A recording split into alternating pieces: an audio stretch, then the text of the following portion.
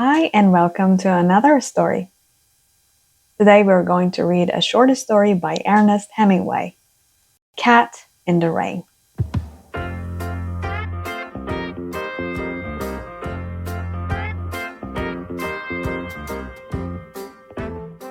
There were only two Americans stopping at the hotel. They did not know any of the people they passed on the stairs or on their way to and from their room.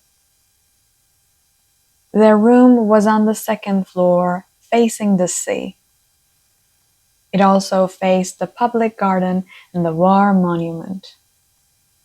There were big palms and green benches in the public garden. In the good weather, there was always an artist with his easel. Artists liked the way the palm grew and the bright colors of the hotels facing the garden and the sea. Italians came from a long way off to look up at the War Monument. It was made of bronze and glistened in the rain. It was raining. The rain dripped from the palm trees. Water stood in pools on the gravel path. The sea broke in the long line in the rain and slipped back down the beach to come up and break again in a long line in the rain. The motor cars were gone from the square by the War Monument. Across the square in the doorway of the cafe, a waiter stood looking out at the empty square. The American wife stood at the window looking out.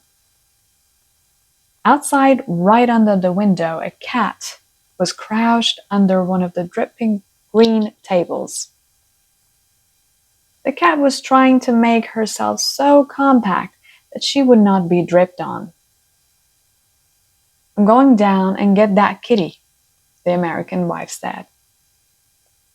"I'll do it," her husband offered from the bed. "No, I'll get it," the poor kitty out trying to keep dry under the table. The husband went on reading, lying propped up with two pillows at the foot of the bed. "Don't get wet," he said. The wife went downstairs and the hotel owner stood up and bowed to her as she passed the office. His desk was at the far end of the office. He was an old man and very tall. "Il piove," the wife said. She liked the hotel keeper.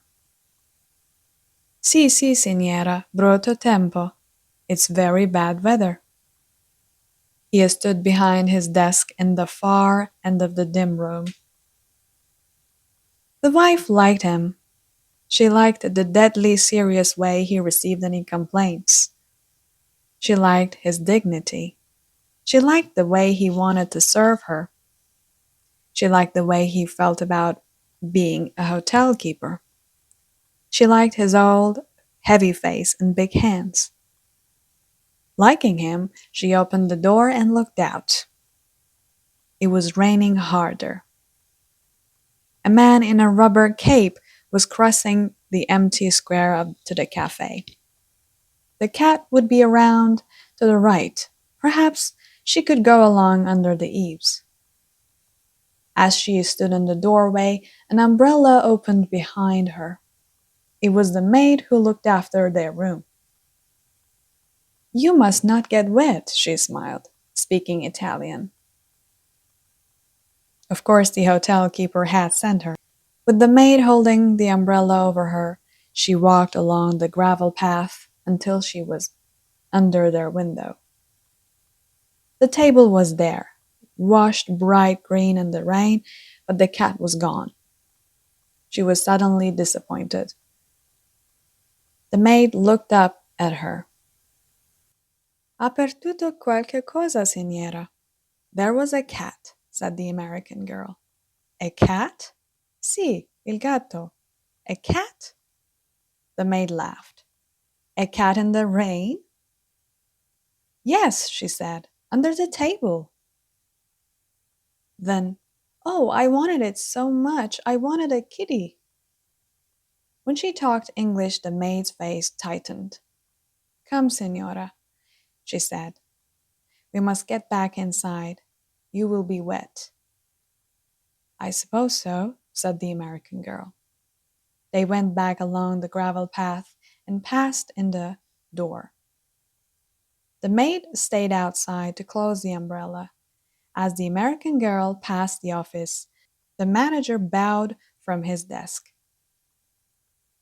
Something felt very small and tight inside the girl.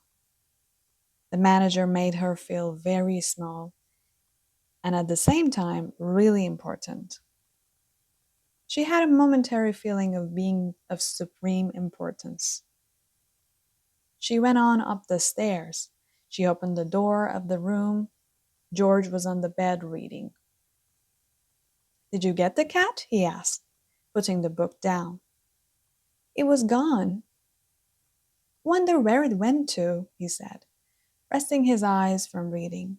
She sat down on the bed. I wanted it so much, she said. I don't know why I wanted it so much. I wanted that poor kitty. It isn't any fun to be a poor kitty out in the rain.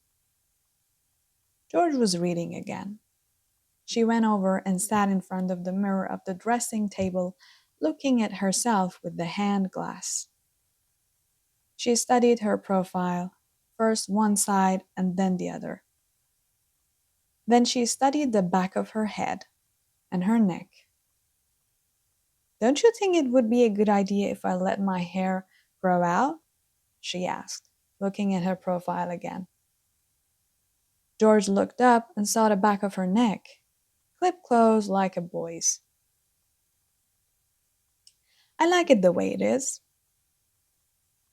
I get so tired of it, she said. I get so tired of looking like a boy.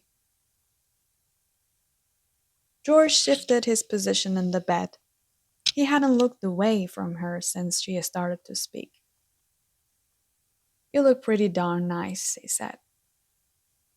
She laid the mirror down on the dresser and went over to the window and looked out. It was getting dark. I want to put my hair back tight and smooth and make a big knot at the back that I can fill, she said. I want to have a kitty to sit on my lap and purr when I stroke her. Yeah, George said from the bed. And I want to eat at a table with my own silver and I want candles. And I want it to be spring and I want to brush my hair out in front of a mirror and I want a kitty and I want some new clothes. Oh, shut up and get something to read, George said. He was reading again. His wife was looking out of the window. It was quite dark now and still raining in the palm trees. Anyway, I want a cat, she said. I want a cat. I want a cat now. If I can't have long hair or any fun, I can have a cat. George was not listening. He was reading his book. His wife looked out of the window where the light had come on in the square. Someone knocked at the door. Avanti, George said. He looked up from his book. In the doorway stood the maid. She held a big tortoise-shell cat pressed tight against her and swung down against her body. Excuse me, she said. The manager asked me to bring this for the senora.